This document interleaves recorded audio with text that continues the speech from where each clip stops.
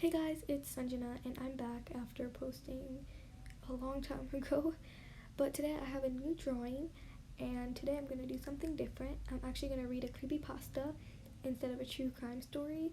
Sadly, it does not relate to the drawing. I tried really hard. I really wanted to find something that related to the drawing, but I just couldn't.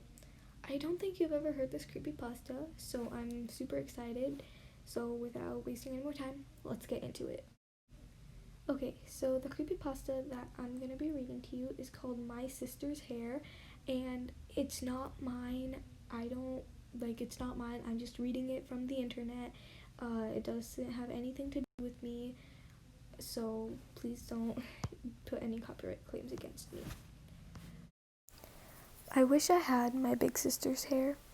Hers is soft and light. Touching her arm is like touching peach fuzz. When she sweats, her skin looks like melted butter. It's not fair.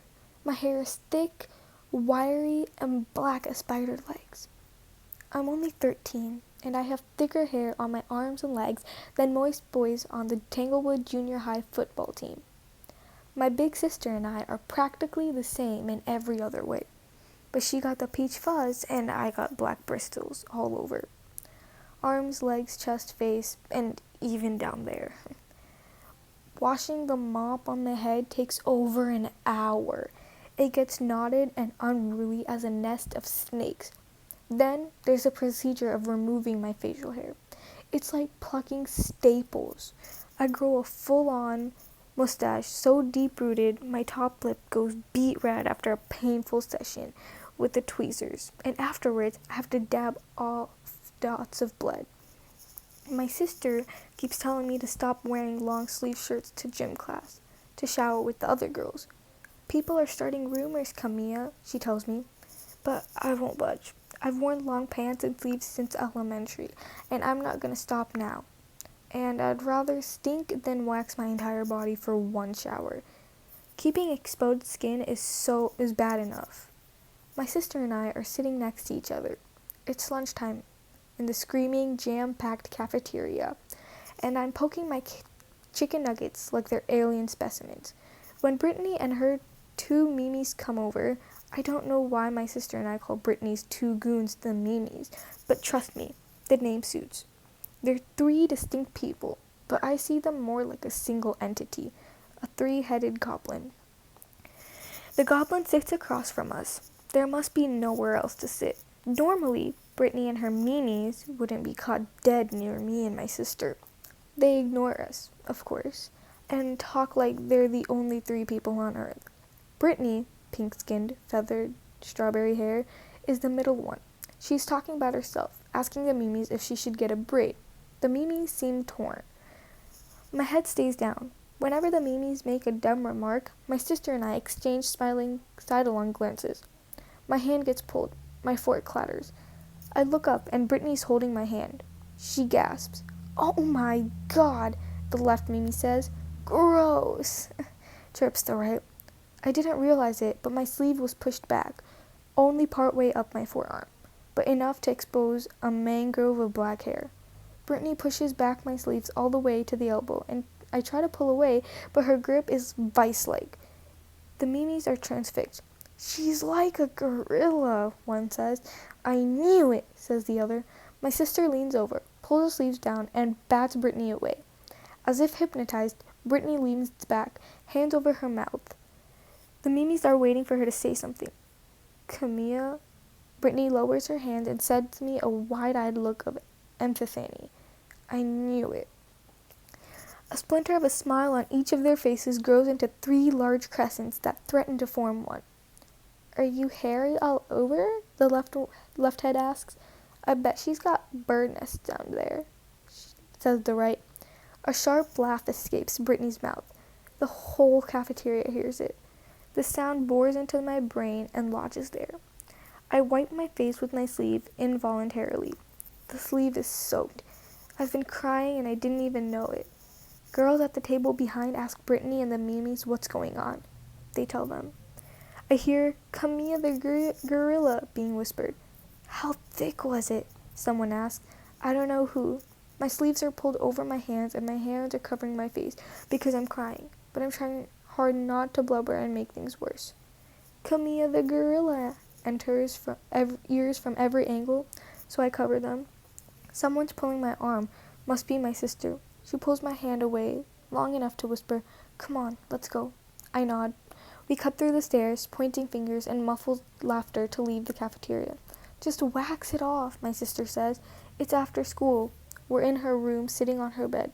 I'm hugging a pillow nestled between my crossed legs. The pillow's done a good job soaking up all the tears. "Are you crazy?" I say. "If I wax my arms, they'll make even more fun of me because they'll know they made me do it." "So what?" "What do you mean, so what? They're gonna make fun of you either way. But if you wax the hair, eventually they'll forget about it." I issue my sister the coldest stare I could muster. "They'll make fun of me either way. You know what I mean. You don't know what it's like. You have perfect hair." "I don't have perfect hair." I get up off the bed. "No one ever makes fun of you about anything." She furrows her brow and makes the little pig snort. I hate. Remember a couple summers ago when I fell on the frisbee and cut my forehead? They called me Scarface for like 6 months. Scarface is a cool name. Not when you're 12. "Fine," I say, walking to the door. I grasp the handle. "Let's swap. I'll be Scarface and you can be Camilla the gorilla." I rush out and slam the door behind me. My room, door locked, on my bed. I sit for hours, inspecting my arms and legs, wishing the hair would go away, of course. Of course it doesn't. It's as coarse as it is stubborn. My mom calls for dinner, but I don't go. I don't leave my bed. It's already dark outside, so I put my lamp on and continue praying to God to get rid of the horrible hair. I can't even believe in God, but I keep praying anyways. "I'll do anything," I tell him. "Anything. Just let me wake up with nice, light, fine hair like my sister's, and I'll be the best, most honest person who's ever lived." I pray and pray until I fall asleep. It's morning. I'm in the bathroom, standing in front of the mirror, looking at what's coming out of the sides of my head. It's coming out of my ear, right out of the center. A single hair, long and dark. It dangles next to my arm, all the way down to my hand. When it brushes against my skin, it tickles. Entwining it through my fingers, I notice my hand is trembling. I give it a tug.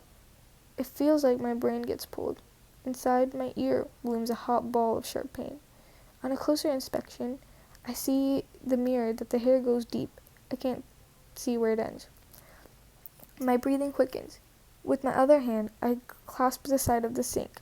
My shoulders rise and fall with each panicked breath. The hair is tightly wound around my fist. The strand is strong, like floss. It's probably rooted deep. I'll need to pull hard to get it out. If I cut it, it'll just grow back. I need to get rid of it. My toes are curled against the cold tile floor. My lungs inhale damp air. I bare my teeth, take one last look at myself, tilt my head, and shut my eyes. With full strength, I yank it. A flash of white. My legs turn liquid. I collapse to my knees. Intense nausea. The room tilts. I catch a glimpse of the pulled hair. The end that came out of my brain is coated in a film of blood, speckled with tiny white lumps. I'm on all fours. Globs of saliva spill from my mouth. My ear throbs. But I don't scream. Not once. I don't want anyone to know.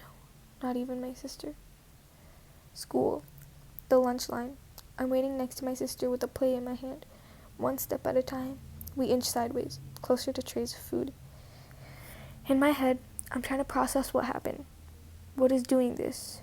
Why bother with someone like me? I'm nobody. All I want is to be left alone.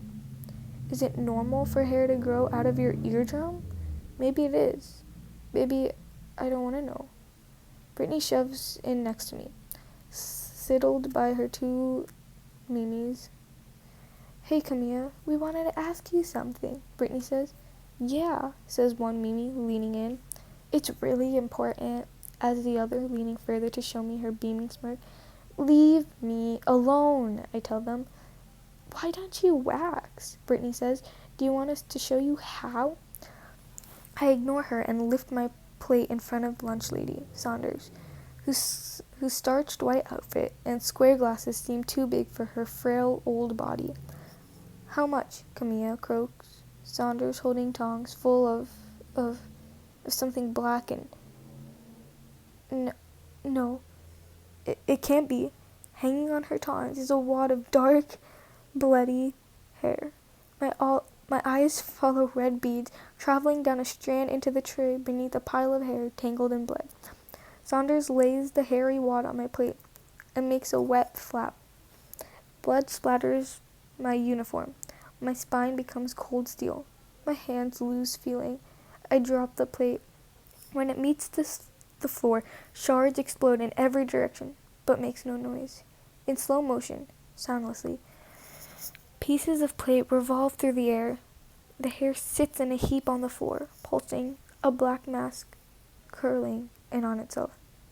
My spaghetti that bad, is it? Lunch Lady Saunders crosses her arms. I blink and rub my eyes with the palms of my hand. In the tray, in front of her, spaghetti and tomato sauce, and the same around my feet. The spaghetti doesn't move. It just sits there, dead. A hand grips my shoulder. It's my sister. "Are you okay?" I don't respond. Gently, she pulls me from the mess and sends Brittany a cold look. "What did you do?" Brittany, smiling, shrugs. "I didn't do anything. I wouldn't touch Camille with a 10-foot pole."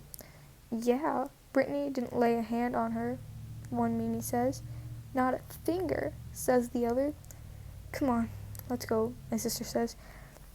She takes my hand. I follow without resistance. I want out of here. The girls' bathroom is just my sister and I. I've locked myself in a stall. From the other side of the door, she asks what's wrong. I'm coughing. Something is stuck in my throat. My breath smells like Parmesan cheese, and the lining of my esophagus is rough as fish scales. After flushing a wad of tear-soaked tissue, I sit on the toilet and try to tell my sister about what I saw. My body is trembling, and the skin on the back of my neck is still crawling. I'm scared to look at the reflection of my hair in the mirror, so I stay in the stall. "You need to see a doctor." My big sister's voice is followed by an echo. "A doctor? I thought you cared about me." "What do you mean?" "They think I'm insane." I rip toilet paper from the dispenser to blow my nose. "It might help," she says. "I'm not seeing a doctor, and you better not tell anyone about..." The sight of long black hairs sticking out my sleeve steals my breath. I roll my sleeves back. It's doubled in thickness. I can't see the skin of my arms. From my head hangs a dark curtain of hair all the way to my knees. What's happening to me? It isn't fair. A scream has to escape my mouth, but it can't. My throat's plugged. I can't breathe. Each heaving cough feels like needles jabbing my neck. I need oxygen. My fingers plunge into my throat. They prod something stuck there. I grip it between two fingers and yank it out. A wad of saliva-soaked hair. Quickly tossing it in the toilet and flushing, I yell, "What is happening to me?" I call to my sister frantically, unlock the stall, and stumble up. She catches me in her arms. "Oh my God," Brittany's voice. She's standing across from us in front of the bathroom door, flanked by two Mimis. All three are holding their phones, filming me. A three-eyed goblin. Their red lipstick smiles threaten to form one. "Check out the crazy eyes. She's totally lost it," one Mimi says. "What a psycho," says the other.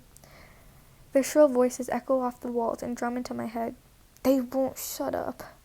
I rush at the three-headed goblin. "Leave me alone. She's going to kill us," the goblin screams, still filming. Shoving past, I run out of the door into the hall. My hair drags on the floor behind. It's still growing. I have to part it with one hand just to see what direction I'm heading, bursting out the school doors. My legs carry me out into the torrential rain. The sky is a swirling godhead of black clouds. A deafening thunderclap shakes the earth. My feet stamp across the wet pavement so fast, tears fly from my face. The mop of hair clinging to my body is heavy as a blanket. I feel like it's going to suck me down through the sidewalk. I'll wax it all off and everything will be fine. I tell myself, everything's fine. But I know that's not true. When I get home, I take my mom's kitchen shears, the ones for cutting meat, and lock myself in the bathroom. Thunder shakes the house. The power cuts. In muted blue light, I lower myself into the dry bathtub and start cutting hair. Snip, snip, snip. I cut huge chunks off, but it won't stop growing. Out of my nipples, my armpits, my legs, head, and even down there. My hair pours out. Snip, snip, snip. My hair won't stop growing and my hand can't stop cutting. As if it's got a mind of its own, my consciousness is locked in terror. Snip, snip, snip. My hand is wet. A little window at the top of the bathroom permits a white flash from a lightning strike. Giant whirls of hair fill the bathtub and my hands. They're the color red, but where's the blood coming from? Snip, snip, snip. Another strike of lightning. I see what's happening. I'm not just snipping the hair. I'm snipping my flesh too. For some reason, I don't register the pain. Something inside me must have short-circuited. Mind and body aren't connected. My hand keeps going snip, snip, snip. What a mess, I say. Strange thing to have said I'm not crazy. I just have to get rid of all this hair. My sister is banging on the door. So are my parents, but I won't let them in. Not until I clean up this mess.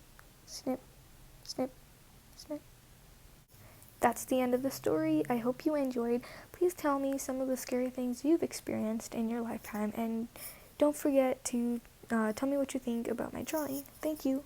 See you next time. And don't forget to subscribe and like.